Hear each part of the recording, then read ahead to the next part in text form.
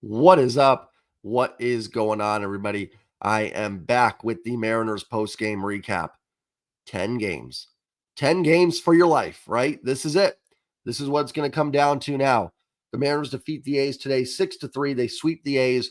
Before I get into everything, do me a favor, guys. If you're new here, or even if you're just lurking, you like watching the videos, hit that subscribe button for me. It just helps the channel out tremendously. The like button helps a lot too if you can hit that. That lets YouTube know you enjoy the video and other people may find it enjoyable as well. Would love to get the channel real. I mean, it's already taken off. Thanks to all you guys for the views and everything. But for these last 10 games and the push to the postseason, would really, really love to have a nice big boom here for the final 10 games. So you guys could help me out with that. I would appreciate it.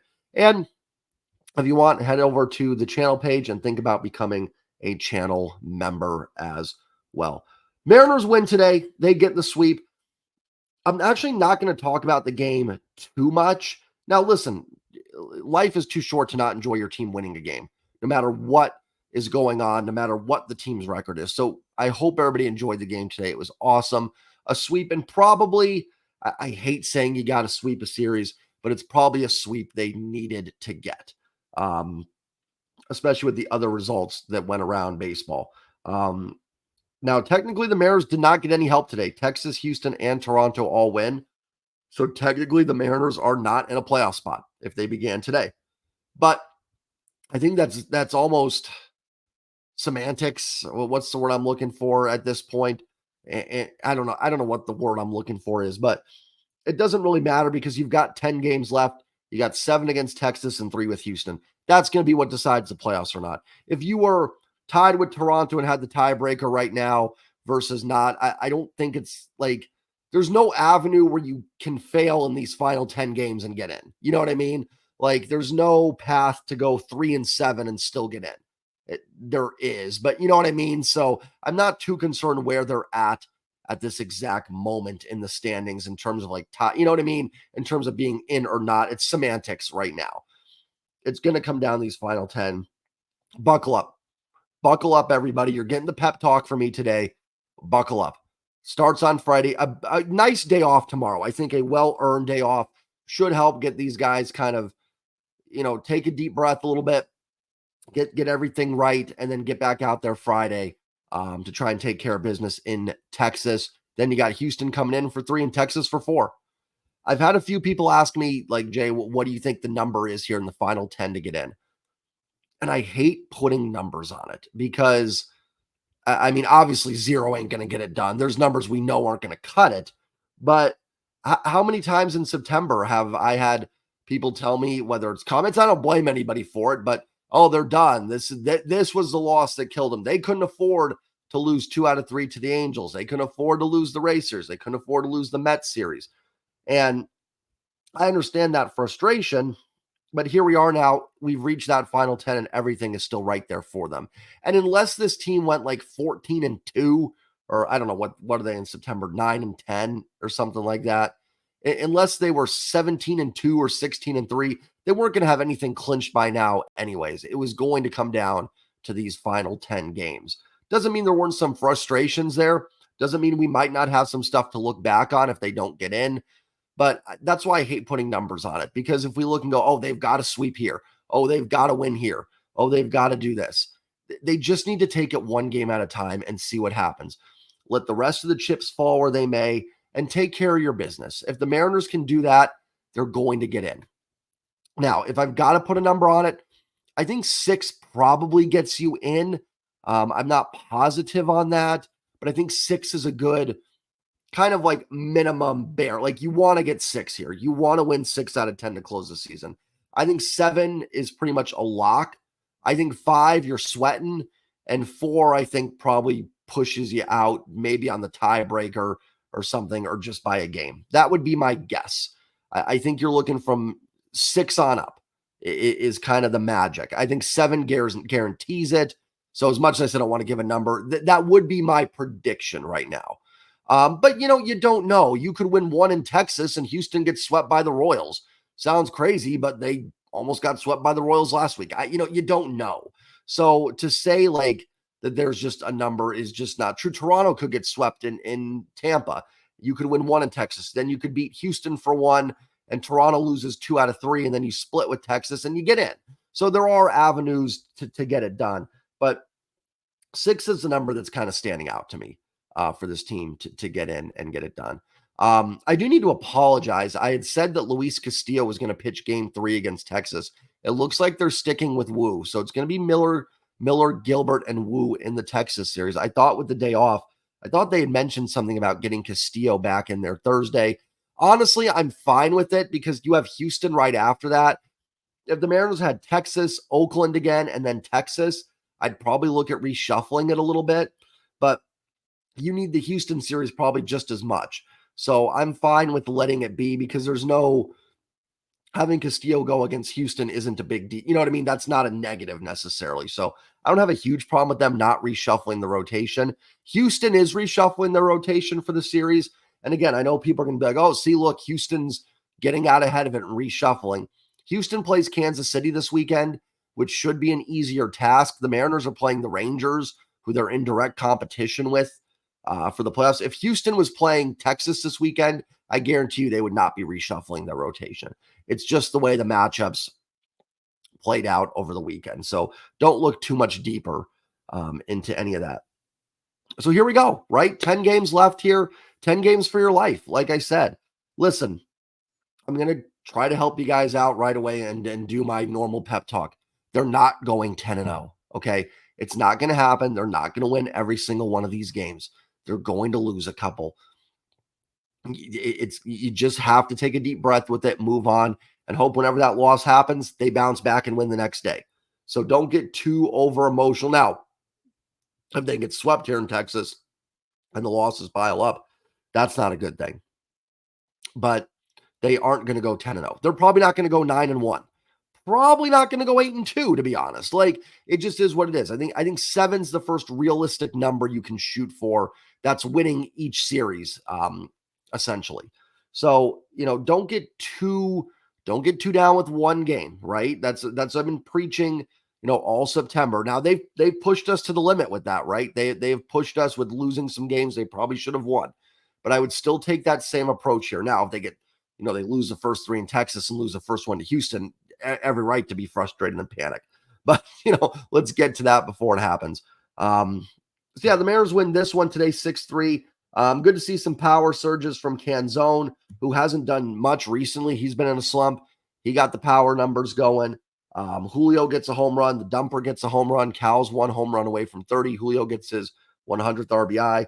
George Kirby goes 7 innings, allows the bullpen to get kind of another half rest day. Munoz has an effective 8th, and Topa closes out in the 9th. Kirby again in that 6th inning gives up the 2-run home run to Rooker. It's kind of been a theme with Kirby recently in the last inning of his starts that he gives up a home run or something right when he's about to leave. Happened in Chicago, gave up some runs in Kansas City in his last inning, and then obviously happened in Tampa. What was Kirby's last start? It was the Dodgers, same thing. He gave up the few runs in his last couple innings. So I don't know why that's happening, but it's definitely been a problem. It could just be a random occurrence, nothing to worry about. It didn't crush him today or anything. And I'm sorry for not going over this game a ton. It's just this was kind of a business meeting game today. You needed to take care of it, and you did. Like there's not a lot more to break down, right? Like there's 10 games left. We know what this team has. We know what they need. You know what I mean? We can't go through and be like, man, they really need. I mean, they need everybody. They need everybody, all hands on deck, and everybody to play well. The only thing they could maybe do that I'd go, yeah, is I'd maybe give Mike Ford some at-bats at first base. I would maybe think about doing that. But I do get why they're playing Ty France. I do. And you might say, Jay, are you kidding me? Like, Ty's been super frustrating. But he is the best first baseman on the roster. Mike Ford is not much of a defensive first baseman. Ty is, I don't know what the metrics say on him. I think Ty's looked pretty competent defensively. Mike Ford is not. He has no range. You have a liability at first base. It matters. We can sit here and say it doesn't, but it does. And it's not like Mike Ford is swinging, a Mookie Betts bat. Like he's better. He's been a better hitter than Ty France, but it's not like he's been a world beater either necessarily. He's just been better. So I get it there. I might against righties give them a shot, but truthfully, at this stage in the season, just hope Ty gets hot for a few games. That's your best bet, is to hope. Now, in the offseason, we are going to talk about Ty France. That something needs to happen there. But there's 10 games left in the season. That there's no roster move to make here. There's really no roster moves in general. You could DFA Leone and bring up another reliever, and that might be something you can do. But these are the guys. This is the 28 that are going to try and push this team into the playoffs, and need every single one of them. Need them all. Sam Haggerty's been pretty good, I think, in September as a right-handed bat. That might help against lefties. They could really use Dylan Moore doing something. And like I said, a Geno and Ty hot streak would be helpful, along with everybody else in this lineup doing their thing. So let's go get it. Like, here we go now. And 7 of these 10 are at home. Last 3 road games of the season coming up in Texas. Going to Texas to win the series. It would be great to get game 1, take a little of the pressure off, I think, for the next 2. Not that there's going to be a game without pressure in these final 10, but you would hate to put yourself. You could survive losing 2 out of 3 in Texas. You could. That might not necessarily kill the season. Getting swept, your chances of passing Texas are almost done. And unless Toronto gets swept or Houston gets swept, which I doubt is going to happen against Kansas City, you're going to be looking very grim. Unless you just go on a streak and win the rest of the games after that. But, you need to at least find a way to win one of the games there. Preferably you'd sweep it, but that's tough. That's a tough thing to ask on the road. Listen, I know September has not been pretty, and this post game's been kind of all over the place. I apologize a little bit for that, but we knew September wasn't going to be easy. Not necessarily that. September hasn't been easy, is what I meant to say. That there's been some ups and downs, and there's been some frustrating games. I still don't think this team is playing its best baseball. It was really nice to beat Oakland. I get it. Oakland's terrible. I certainly understand it. They were good enough to beat Houston 2 out of 3 last week. And even the worst teams get wins somewhere. You know what I mean? Like, as bad as they are, as bad as the 2010 and 2008 Mariners were, they still walked away 61 times with wins, meaning they beat somebody. So even the worst teams get wins in places. So you still had to take care of business. And listen, there was a lot of reasons, this looked like maybe a tougher series. I think now that it's done, we go, oh yeah, Oakland's terrible, but they were 12-13 in their last 25 entering the series. JP Sears and Paul Blackburn are decent pitchers. Galloff's been a nice hitter for them since he's come up. Rooker's got pops. Seth Brown's not an easy out. So there were some things to be a little bit nervous about in this series. And the Mariners were just not playing very good baseball coming into it. So it was nice to see them turn around. And actually, I think in terms of tiebreakers, it helps them because I think in a 3-way tie now, the Mariners do have the tiebreaker. So technically, listen, if you were going to go 3-3 with the Dodgers and the A's, it was actually better to sweep the A's, to be truthful.